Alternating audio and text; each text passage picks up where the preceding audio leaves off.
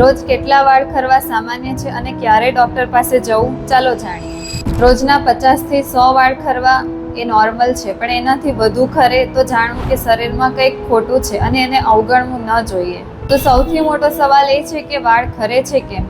તો એનું સૌથી મોટું કારણ એ છે કે આયરન ડેફિશિયન્સી અને વિટામિન ડી ની ડેફિશિયન્સી, જેના કારણે વાળના રૂટ્સ નબળા પડી જાય છે અને બહારથી તેલ લગાવવાથી સોલ્યુશન નહીં મળે. આ સિવાય ઉનાળામાં વધુ પડતી ગરમી અને સ્વેટિંગના કારણે સ્કાલ્પ ચેપી બને છે અને વાળના મૂળ નબળા થઈ જાય છે અને વધુ ખરવાનું ચાલુ થઈ જાય છે. અને વુમેન્સમાં પીસીઓડી અને હોર્મોનના કારણે વાળ વધુ ખરે છે, જેથી શેમ્પૂ અને તેલ બદલવાથી સોલ્યુશન નહીં મળે.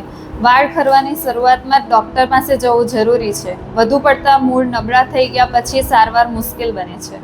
આ માહિતી ઉપયોગી લાગી હોય તો રીલ્સને શેર કરો અને અમારું પેજ ફોલો કરો.